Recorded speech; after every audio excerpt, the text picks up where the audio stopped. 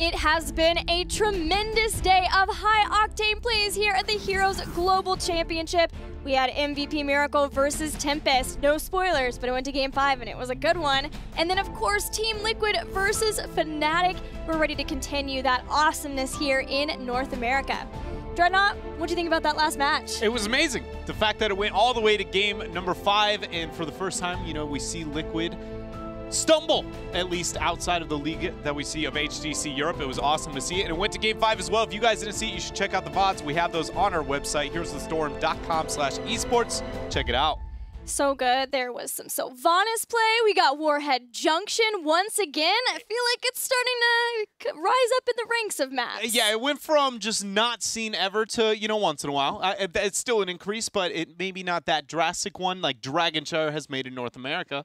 Speaking of North America, let's check in with the standings since we did have one day of play out of this weekend already underway. We're checking out Superstars and Team 8 since that's our first match. Superstars, they haven't lost their 5th place spot, but they also haven't been able to gain B-Step's 4th place spot at least yet. And while Team 8 has been struggling, they are still sitting at the 3rd place spot, but Dread, it is, their buffer's done. It's out. Yeah, they are right next to B-Step.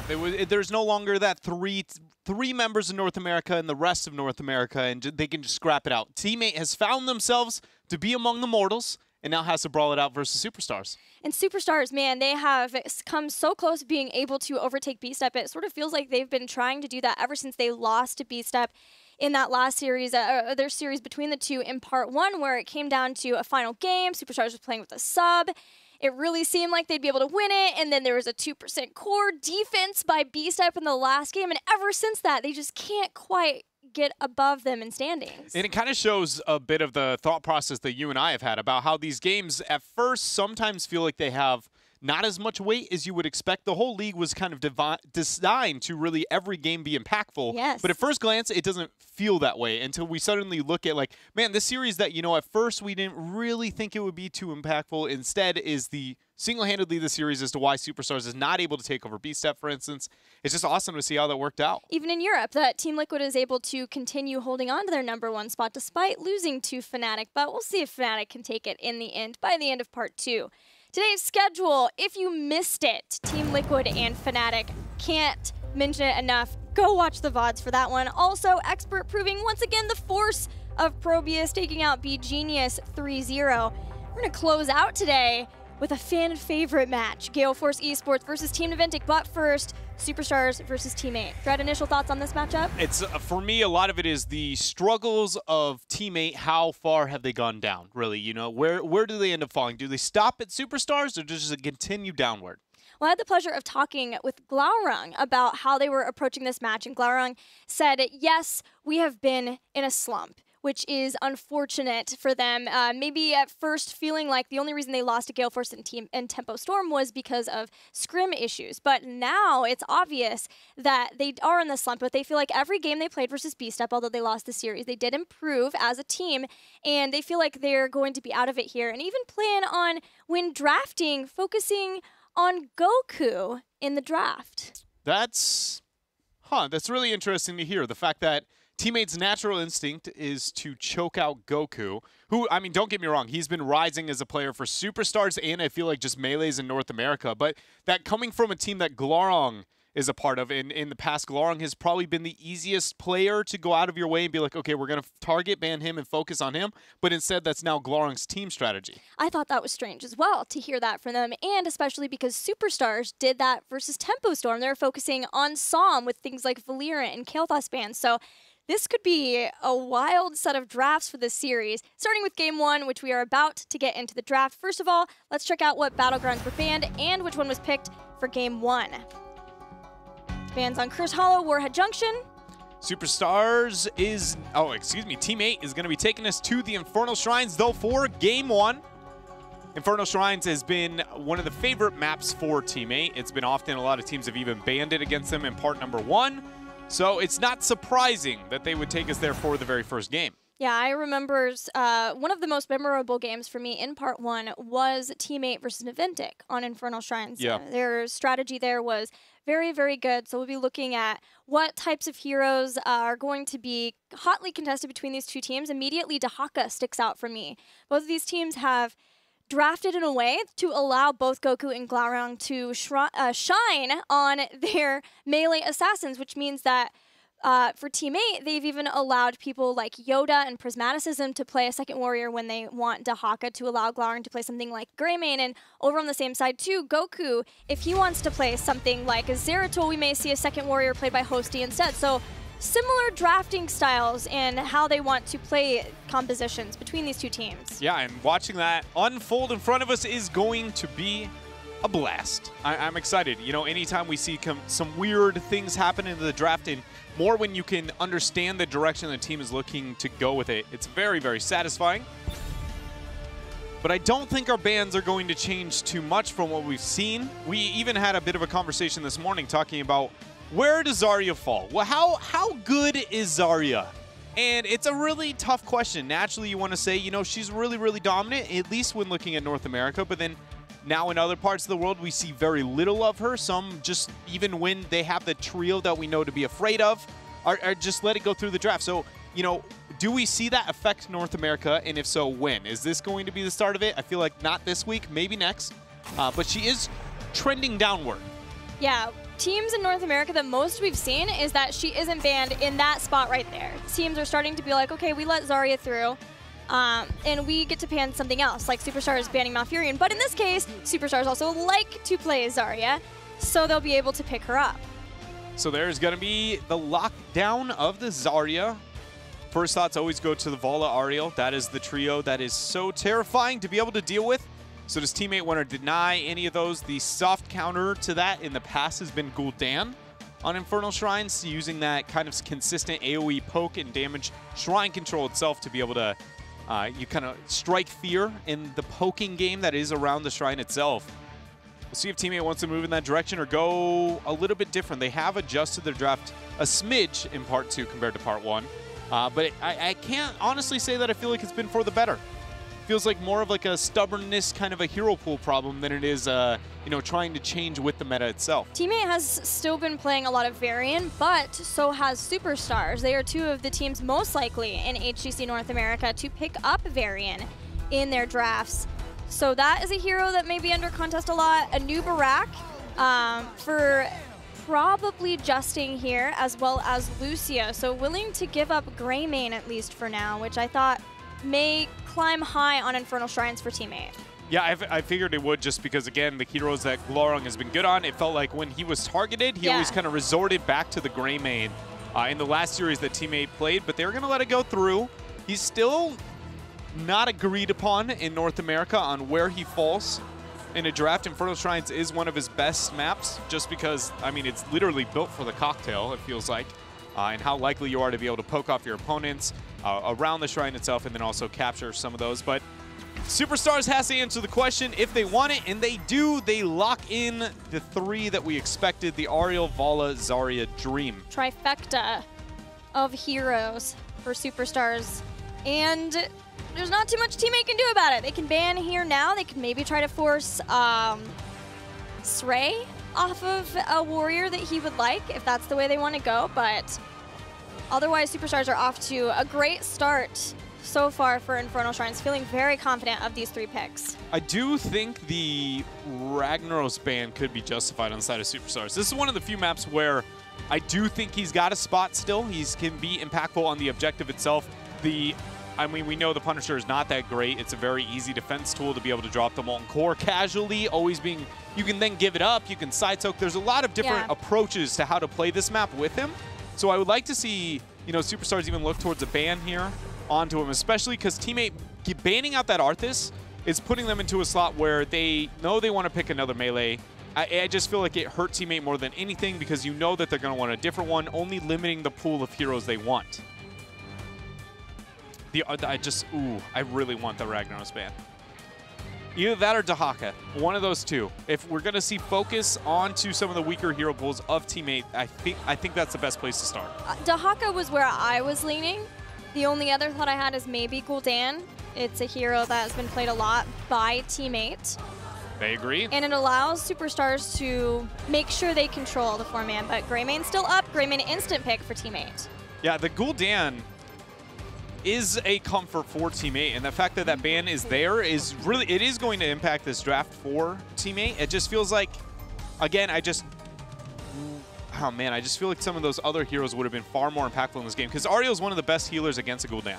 Just because he does AoE damage, she does AoE heals, you have the cross supporting to be able to deal with it. It just is more of like a shrine control fear, and there's so much shrine control already up on the draft that I didn't feel like it needed to go in that direction compared to some of the others. Superstars are probably going to pick 2 more melee heroes though, so maybe they just don't want to deal with Horrifies on the shrine point. That could be a point too, because Gul'dan has only steadily increased over like the past probably 3 months in terms of value.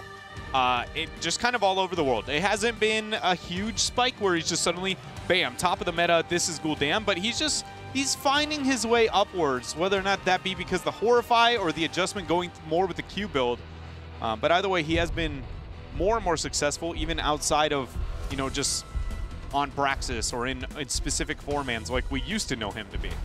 I'm wondering if this is Johanna. Oh, Leo. Dahaka Leo.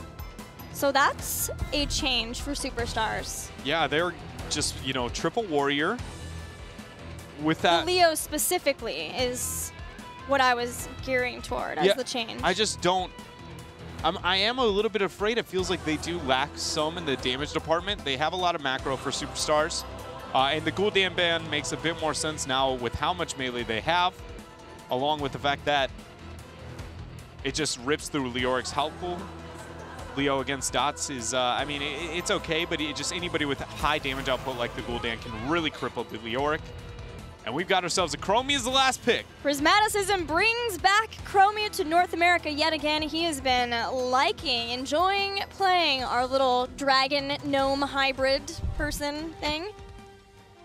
I couldn't tell if you were talking about Dahaka or Chromie. Dragon gnome? I don't know, dude. The dragon hybrid thingy, you know, I don't know what he is, but it definitely is closer to a dragon thingy than whatever that Chromie girl is. She is a bronze dragon. I know. Secretly, I've seen that part of the cinematic or whatever when the dragon flies over. Wait. Are you admitting to knowing lore? I am admitting to saying I have watched the intro video of this hero when it was announced, and in fact did have some lore, yeah. Well, let's talk about whatever she is, whether you think she's a gnome or a dragon hero. We've got Chromie now, the Chromie versus Ariel again. That is the classic Chromie matchup you would see. It is, yeah. It's the lack of cleansing on the side of Superstars is going to be the main focus.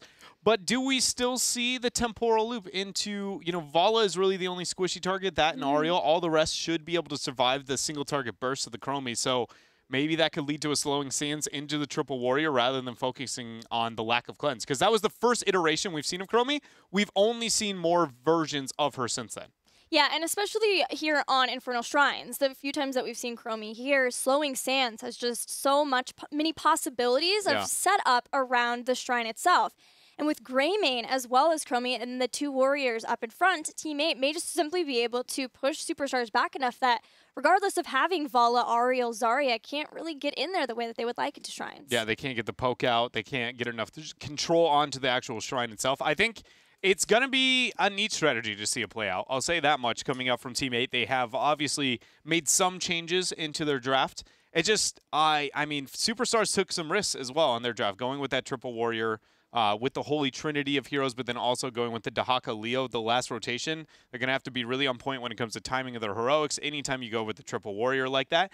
But overall, triple warrior has been successful in North America. It seems to be double and triple has been, without a doubt, some of the highest win rates out of anybody. So I'm not surprised the fact that we actually see that coming out from Superstars here in this draft. Yeah, let's talk Superstars for a second, because Superstars had a difficult weekend last weekend. They were up against both Gale Force Esports and Tempo Storm. Were only able to win 1 game out of both of those series versus Tempo Storm, although some innovative and awesome drafting strategies, figuring out the Tempo Storm Towers of Doom draft and what Tempo wanted to be able to do. So they really made it difficult for Tempo to be able to do anything to contest any of the tributes so far on the Battleground. But other than that, Superstars, they were one of our, if not our most improved team in part 1. They started out, they could not ever get behind for fear of just becoming so passive and not figuring out how to come back in the game. And then they resolved all of those issues and looked strong going into part 2. But yet, it feels like we haven't had the same sort of oomph from Superstars just yet. And I can't tell if it's because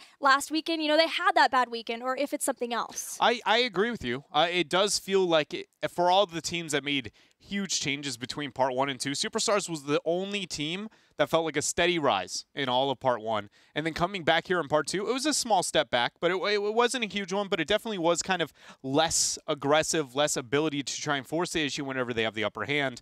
And it doesn't seem like they've kind of fully restored to that version that we left them at in part 1. This weekend will be extremely telling for Superstars to see if they've been able to take those matches and learn from them and start to make that same kind of climb, because not only are they going against Teammate, who is at their weakest form yet, but they also will be going up against No Tomorrow. And yesterday, we don't really know where that puts No Tomorrow at all. Yeah, it's all pretty much, I feel like, other than, maybe this matchup itself, every other team in North America for the wins that they've been able to get, especially any against Gale Force, is just, we don't really know what that means yet in terms of the placements of the team, where they end up showing up, because Gale Force came out guns blazing, one of the most dominant teams it felt like in all of part 2, and then fell to No Tomorrow, tied for last place at the time. Well, the players are ready. Let's waste no more time. This is Teammate versus Superstars, game number 1. It sure is, and here is going to be Teammate in the blue.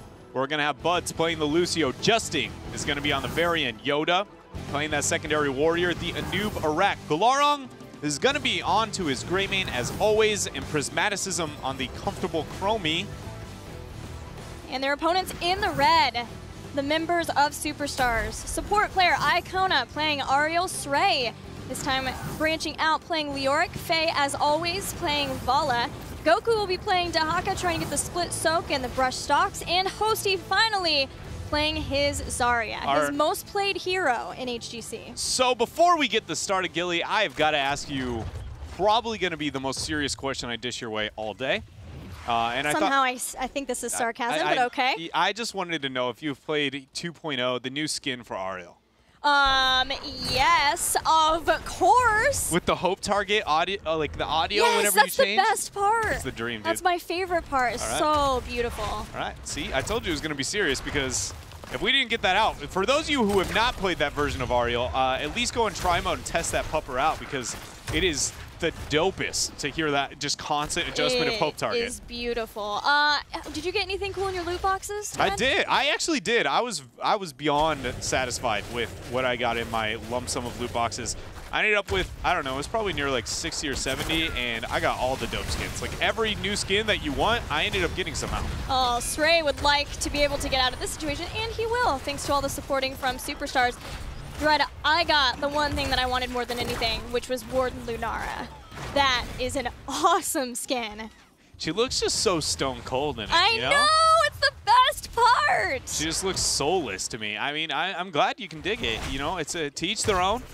Really, it's one of those skins where it's like, it's not me, but I get it, And then I also got all 3 Primeval Diablo skins, so I'm feeling good about loot boxes in general. Ooh, or the fact that, wait a minute, this gank up on top. Nice! Wow, that's set up from Buds to make sure they get hit by Yoda's Burrow. Beautiful drag coming out from Goku. The damage is there, but maybe not enough to secure the kill, as Lucio's going to heal everybody up here. Man, did you see that boop right into the Burrow? It was so good.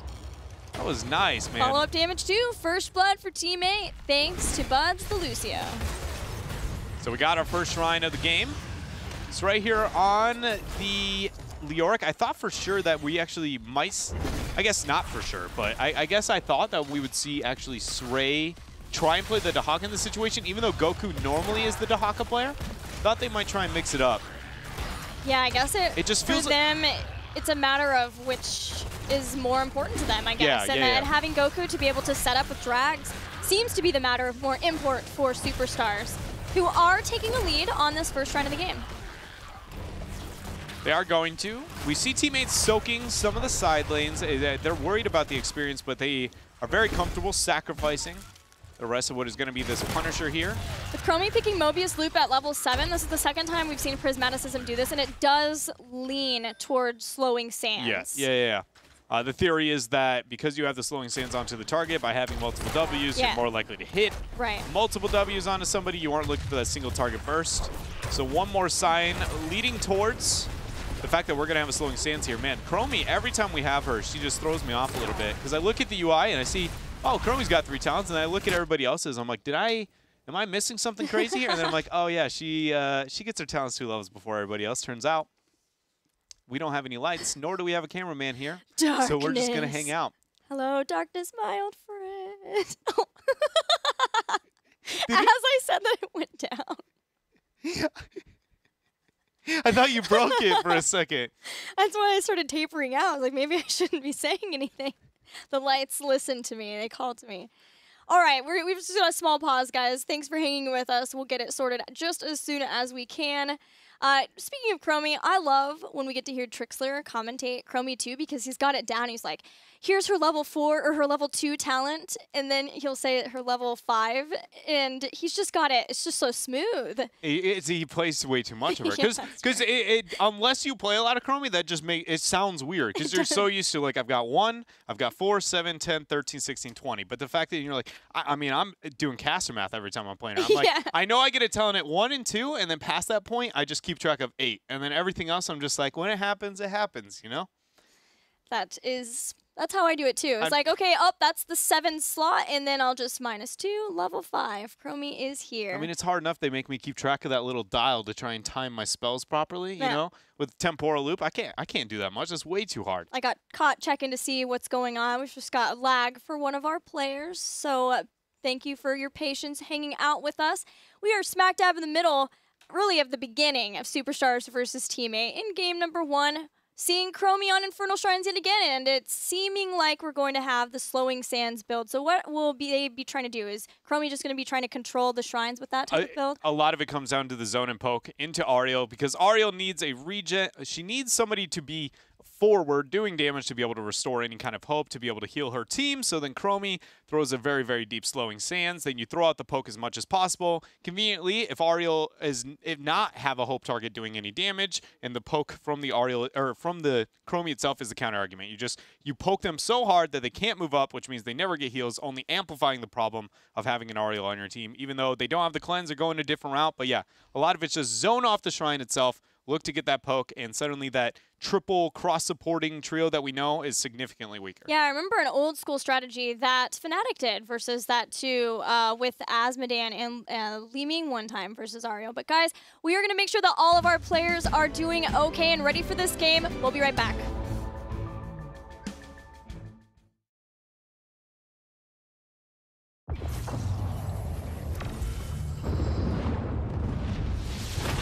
The demon Asmodan had his ultimate victory within reach, until the opposing heroes dealt him a devastating defeat. Asmodan went back to the drawing board and rediscovered his love of the game. The Lord of Sin became the Lord of the Slam. This is my house. Let's see if you've got game.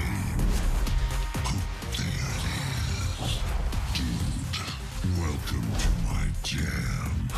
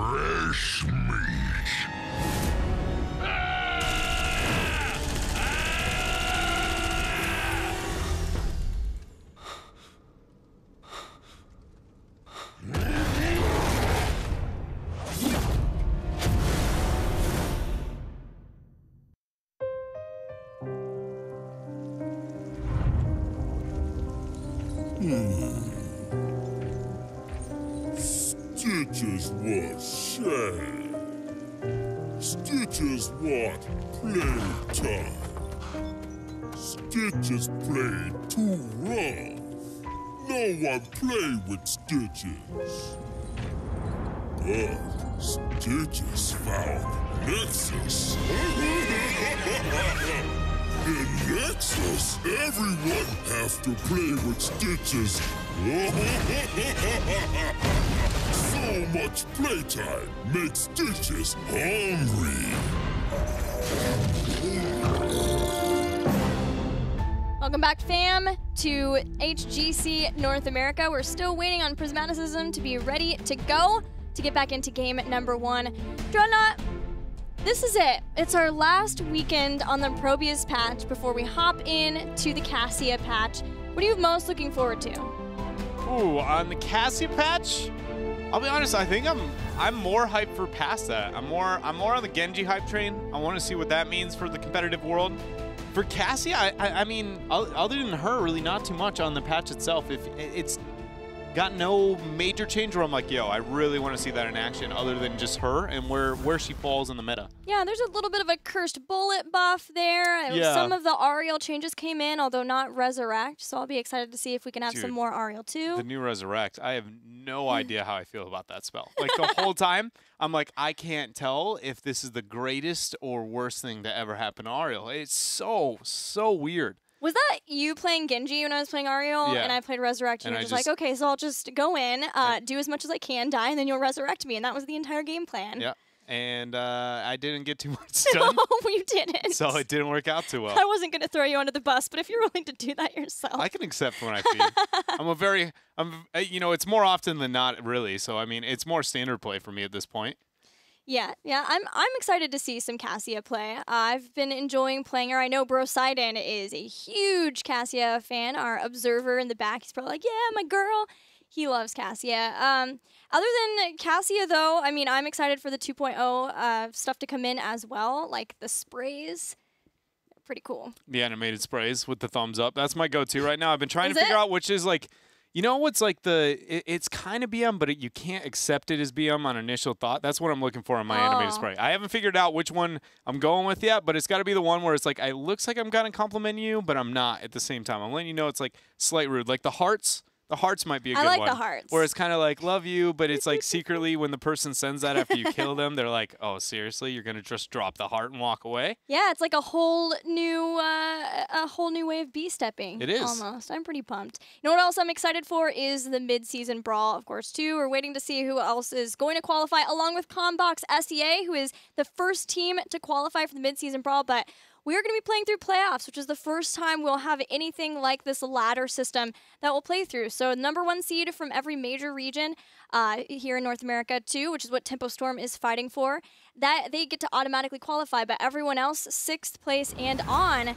plays through. So here you can see mid-season brawl, all of the teams, all of the regions that will be represented. We've got 2 teams each from Korea, Europe, North America, and China.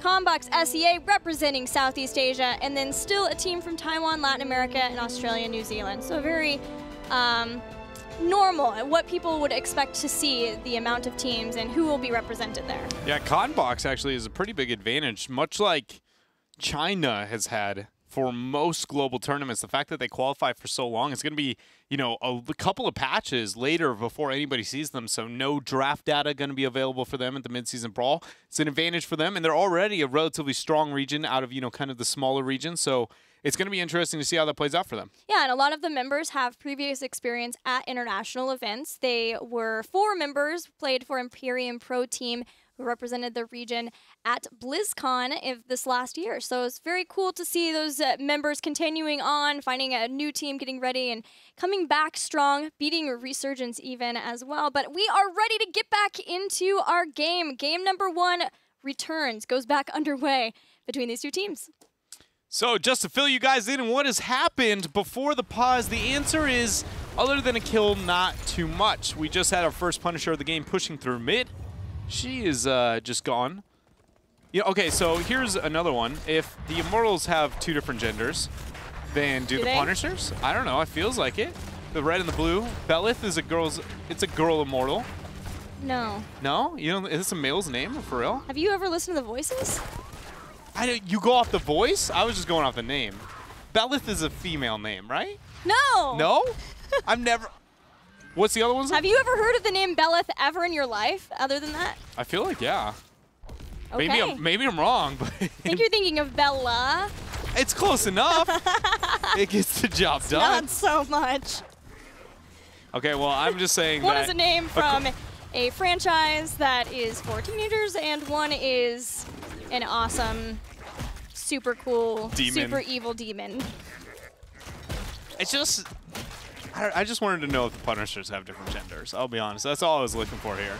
You know who is going to let us know, but could also let us know at home? Who, in fact, is going to let us know, Gilly? I think people at home could let us know via Twitter using the hashtag HGC. We've already learned so much about medieval weaponry, Leoric, Johanna. I'm sure they can teach us all about Ilarion and Beleth, the immortals of Battlefield of Eternity.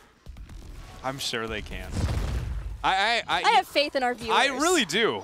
You know, we've gotten enough feedback when it comes to things like this that I'm very confident that I'll be able to walk away today and be able to lose my soul to my Twitter feed and all the answers telling me why whatever I said today was just idiotic. You know, it's become a classic routine after HGC now where I just take a minute to be like, here, insert one dumb thing Dread said, and here's the internet telling me why it was so stupid. HGC viewers are truly the best viewers ever. I love the Heroes community, seriously. You guys are awesome. As are our teams. We've got heroic ability because we're at level 8 for Team 8, and it is Slowing Sands, Dread. It is only the heroic ability, though, of the Chromie. 10 Skeletal Defenders are going to be here for Superstars, but they got the Dahaka there up in the top lane. Drain Hope's going to miss for Srey. It's a cooldown you do not want to miss this early on, not up until even later, honestly, you don't want to miss it. It's just too long of a cooldown for how core it is to the kit of Leoric. Forces them back for a moment, but they should be able to move back up here once it's off. Ghastly Reach, not normally the choice of level 7 for Srey, but it is going to give him more reach with the Skeletal Swing. Nice Detainment Strike hits Yoda, but the Chromie poke is too much. Leoric gets taken out. Goku getting low, getting chased down by Team 8, has to burrow, gets caught in the Slowing Sands. Down drops Dragon Breath, and 2 kills for Team 8. Goku goes down along with it, but 37 Skeletal Defenders, 38. The Detainment Strike against the wall. Yoda loses his life, and this is going to be a Punisher picked up here for Superstars as Srey returns from the dead, but not in a position to be able to get anything to happen. And without that Entomb up at that point in time, no big plays yet. Here is another Punisher going over for Superstars. Heroic abilities available for both teams. Reign of Vengeance over Strafe for Superstars. Usually, I feel like a lot of times we see Strafe since it does help Ariel keep her energy up a lot more. What do you think of that choice? Yeah, Strafe is usually the go-to, so that is going to hurt the reliable burst. Whenever you have Vala Ariel and a Strafe is dropped, if she gets a full channel and it's a good Strafe, it's almost 2 full hope bars worth of healing.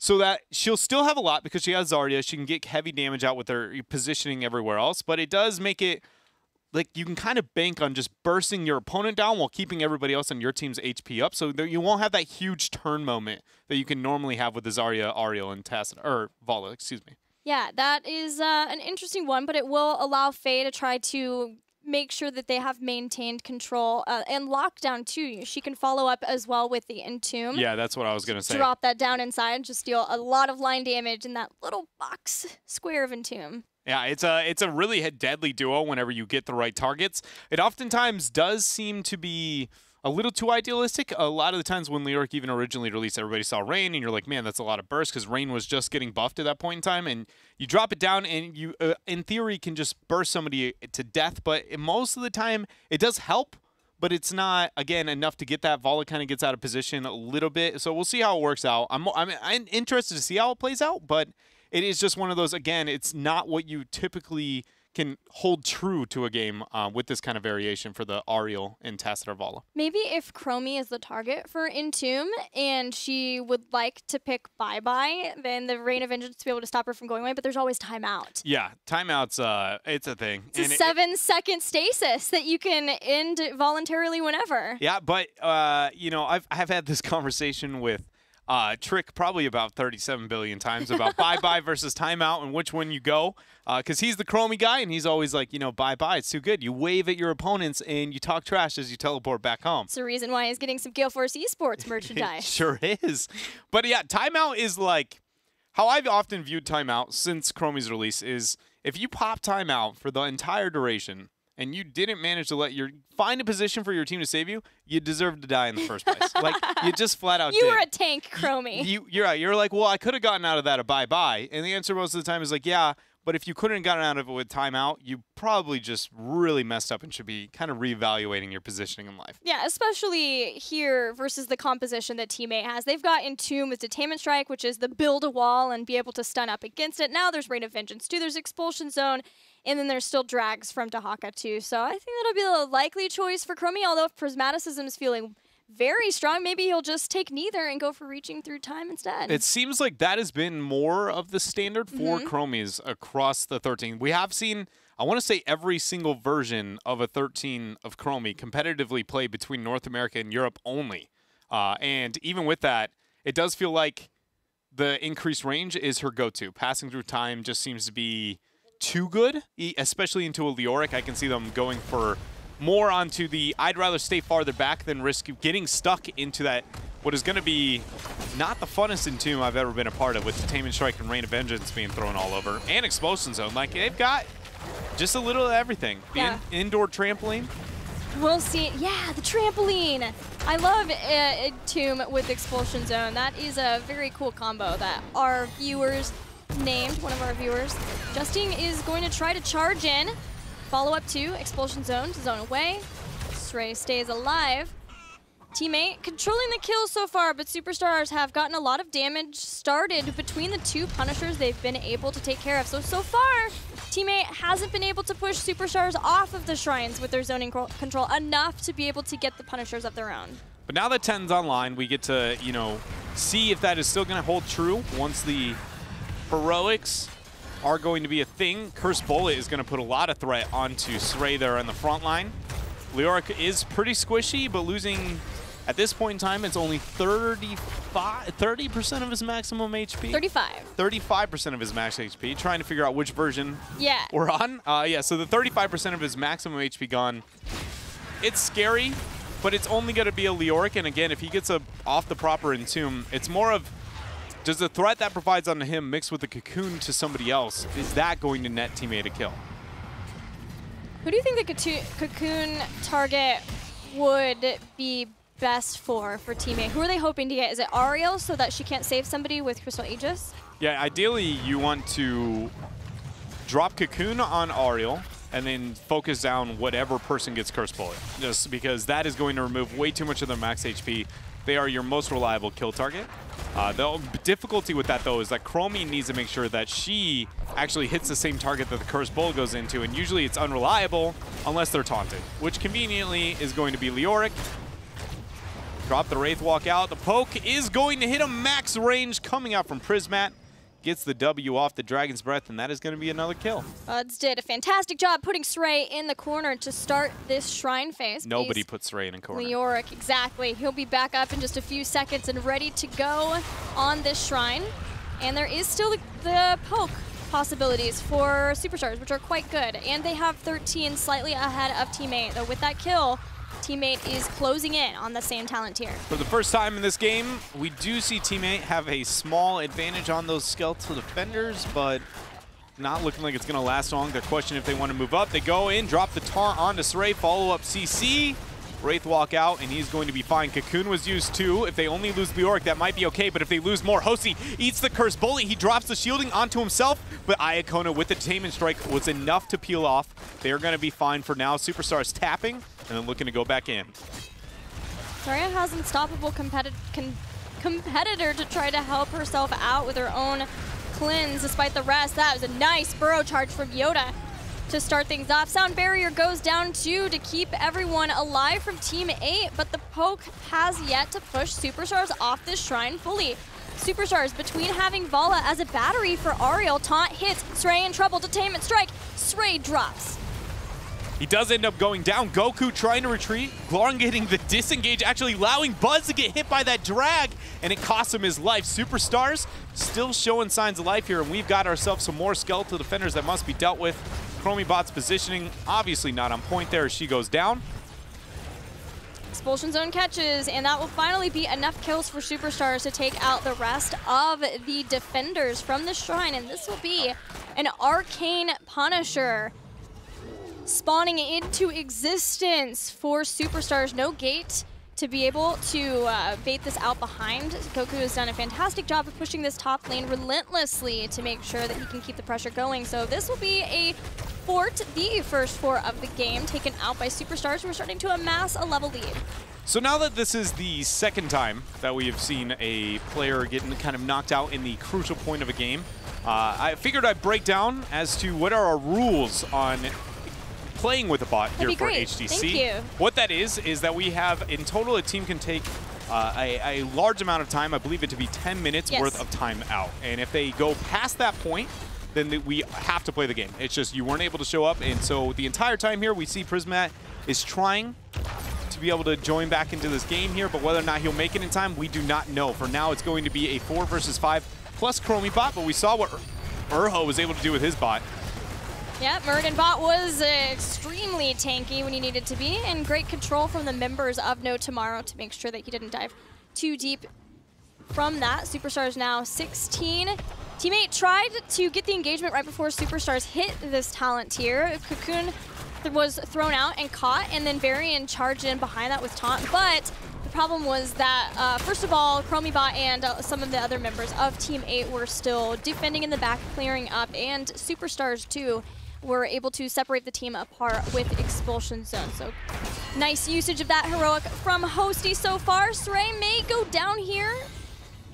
Wraithwalk but OP. He is, yes, Leoric. But he is Leoric. You know, the guy just never seems to really, truly die. You know what would be an interesting fact to think about? How many times does the Leoric actually go to base in a game? Compared to every other hero else, it just feels like his, because of he's being self-sustaining for the most part, he's usually not going too often. He's probably one of the least backing, because even when he dies, he doesn't spawn there. Doesn't go there either. I can't think of a single time on Leoric I've backed while I'm dead. Like, there's only been like 2 in my entire life. There's very rarely do you end up backing. It's just, I don't know, it's stuff I think about in my downtime. Dreadnought shower thoughts for the win.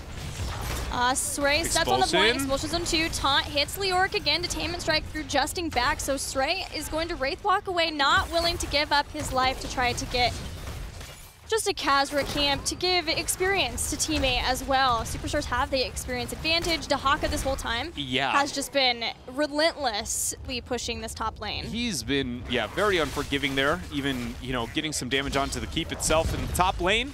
But another shrine is going to spawn. Superstars even getting some more pressure out before the objective up, getting this camp.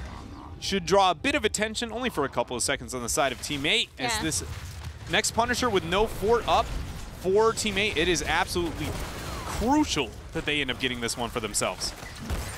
They've lost every other one up until this point. Yeah, they have, and it's just because Superstars have such good control. But every time Team 8 get a kill on Sray at the start, and this time it's a longer cool respawn time, as well as the fact that they did it right at the start of the Shrine 2. So we'll see how much Team 8 can get done before Sray respawns, but they're catapulting ahead right now, 25-7 with the Skeletal Defender. Sray's still not back. He's trying to cheat death as much as he can, but 17 seconds left. Banner showing where the rest of the members of Superstars are, but Dahaka's in the bottom, so Superstars understand they have to give this up, and this will be the first Punisher teammate is able to claim. It will be the first. What can they get from it, though, is going to be the biggest thing here. It's going to rely on a lot of poke coming out from the Chromie, because just everybody else is so melee focused. Rayman trying to clear up the minions to be able to aid this in. The Punisher. Minion damage is something you always want when you siege up. If you can take the time to be able to back up and help them, they are so underestimated. You know, for all you players who've been playing before the minion changes, you can probably understand the difference of impact that they've had since they've been buffed. But now the Punisher going up to the keep wall. Who's going to bait it over? Sray, will anything be gained by teammate other than this keep from wall? Doesn't seem like it. They're just passively going to siege up. Oh, the gate went down, taunt hit, but it's Sray who's always in the front of the pack. He's always There, they did get a kill. Teammate take out Leoric. That's 53 seconds, give or take whatever Sray can try to bring back by cheating death. And Team 8, whereas it looked like they would just get the front wall here, have to contend with Goku, but Glaurung's going full in on the keep. Yeah, Goku actually diving to the back. Glaurung got the keep.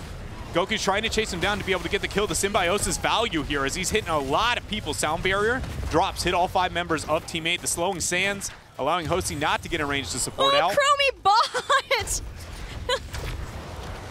She hits those skill shots. Chromie bot is Chromie bodying right now. Another kill too! Chromibot did go down. It's a brawl at this point. Icona detainment strikes, but now has to deal with Glaurung, who is on the chase, on the prowl. Oh, the flask over the wall. Not like this. He's Here dead. He's dead. Rain of Vengeance. Oh, he missed the cursed bullet. He tried for it. The Rain of Vengeance peel was a thing. Thought for sure he was not going to get out of there. Team 8 has gotten the first keep of this game. They are not out of it yet. And they're going to be able to pick up this front wall. The race to 20 is still, you know, not in their favor, but they should be able to turn that around here with that 20 seconds where they have no Zarya left onto the map, especially if this 4 falls. Teammate understanding that the next Punisher will be in not the mid lane, trying to take down whatever structures they can, getting them closer to 20, as well as opening up the battleground so that they can push if they win the next Punisher too. Superstars is just the entire game been very comfortable. I guess not the entire game. When things go bad, they just seem to be sending off Goku off into his own land, you know, just getting that side soak, and it has kept them ahead in the experience. But it does give me a bit of fear, because one thing that like we used to see with Zeratul, for instance, globals are a very forgiving way to play the game, which can allow you to feel like you're a part of a game maybe longer than you actually are, because again, just the side soak and extra experience that you get. We're going to have to take a minute here. This party shrub is real. The taunt goes down instantly, and Age is coming out from Iacona, but is it enough? Faye keeps herself alive. Sound barrier is going to be used here for Team 8 as Sray picks on the Chromie, and she's going to fall here. So one person down, while Dahaka has been side soaking top the entire time. Is this the Entomb? Entomb, nope, gets hit just in time, but Goku's there. Taunt stops him from dragging somebody who Goku finds tasty with that tongue. The Shaman pushing in the top lane toward the keep of Team 8, as well as Chromie being lost and level 20 not quite achieved, means Team 8 has to step back for now. 10 skeletal defenders so far, and rising do Superstars have with their own Storm tier talents. This is not looking good for Team 8. This pushing through bottom is just going to... We're at the point where these Punishers actually are lethal, right? They aren't 100%. It all comes down to how many kills you manage to get, because they're so easily baited to, for instance, a mid keep in this circumstances. But it's the first one that we see, which very much could end the game. Superstars, though, is splitting Dahaka out to rid of the Shaman camp up on top, while the rest of them move on to bottom. So that will set them behind. Just because they're afraid of ridding the Shaman camp, I can understand that, but I feel like they should have been a little more patient on the shrine itself, right? No need for them to capture this if they aren't going to rotate Dahaka instantly down. We'll see how long it takes for him to brush stock in. Once again, Impale stops Sray from maybe getting the money into him that would allow Superstars start the fight to win the game. Detainment strike throws back Chromie out of the expulsion zone. Entomb to Chromie. Stays alive, and now this Punisher is dropping rapidly in health. The Gilnean cocktails are taking out a lot of the members of Superstars. Yoda would love to keep going with this fight, but the rest of Team 8 not ready to follow up just yet, and Superstars on the retreat. Yeah, he went as far as to, you know, get the Cocoon out there to try and force that fight, and wasn't able to get it just from the easy clear of Superstars. And you can see Justing, everybody so desperate on Team 8 to try and get an initiation. They may be able to get one here. 13 seconds for the Entomb. Dahaka has no burrow. That's not true. He's got Apex Predator. It's up in about 5 seconds. So he's going to be just fine. And Superstars is fine, as they did not get picked on that retreat. Team 8 has to find a way here to get a pick somewhere on the map. Sray has been in pretty easy focus fire for them, and everybody else has been a lot harder to be able to get a pick on. You know, try and rid of Leoric and then capitalize on the small advantage of having him down. What can you get with that? Look for another objective, and if they make that happen, I feel like they've got a shot. Yeah, the last time that Team 8 had a good shot of taking someone out, but Crystal Aegis was on point, and then follow-up Expulsion Zone and shielding from Zarya kept Vala alive, despite the scary positioning that she was in. Shrine will be spawning here very quickly. Team's trying to get pressure out on the battleground for that point. Dahaka clearing out the mid too, and that mercenary camp will help as well.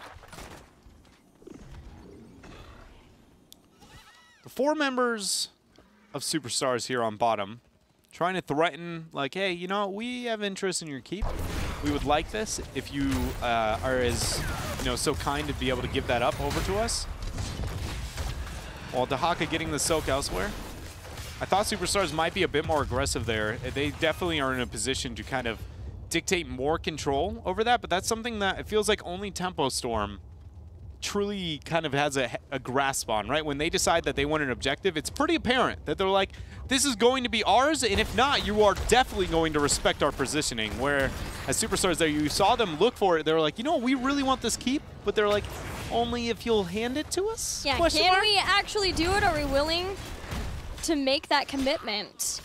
Dahaka committed to the bottom keep. He did brush talk down there too, so a little bit of time where they were waiting for the Apex Predator to come back up.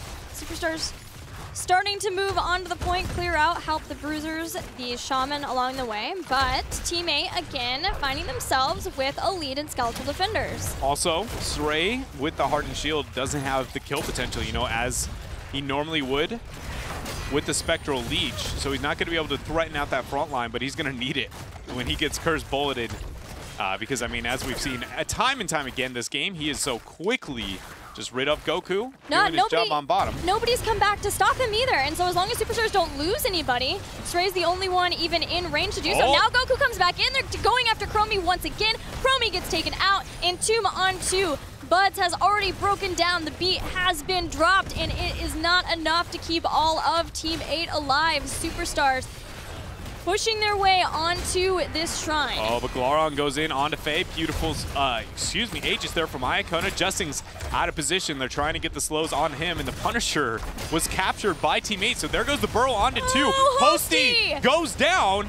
They are not done either. Goku got taunted there, and he has no way out. That is now 2 members dead, so a 2-for-1 teammate pulling ahead. They've got the Punisher. They've got 3 catapults building on mid. Team 8 suddenly has an opportunity to possibly win this game. Superstars stayed for too long here and found the wrath of the Punisher. Yes, they were able to take down a keep while they still had a fort in this lane, but they didn't back off enough in time, and now they don't have Dahaka, they don't have Zarya, and the Punisher's still pretty healthy. Stray can bait it with Wraithwalk, and that is what he will do, but Team 8 are ready to go for the jugular. It's all about how much damage goes on to that Punisher itself, falling now to 50% as the keep ends up going down here 23 minutes into game number 1. The taunt landing onto Face. Ray taking a lot of damage. Split focus coming out here from Team 8, and the Punisher is not even found onto the core yet. The shielding is removed. This is last chance for Superstars as they get leaped on by the Punisher. Sound barrier dropped, and I don't think they've got it. Cocoon was so good on Faye, the primary damage dealer of Superstars, and playing with a Chromie bot. Team 8 finds a way to take game 1. I asked when today started, how far did Team 8 fall? And, you know, I think this is it. We found it. The fact that they, even with Chromie bot in that game, holding their composure and still being able to win that game does not look good for the rest of the series for Superstars.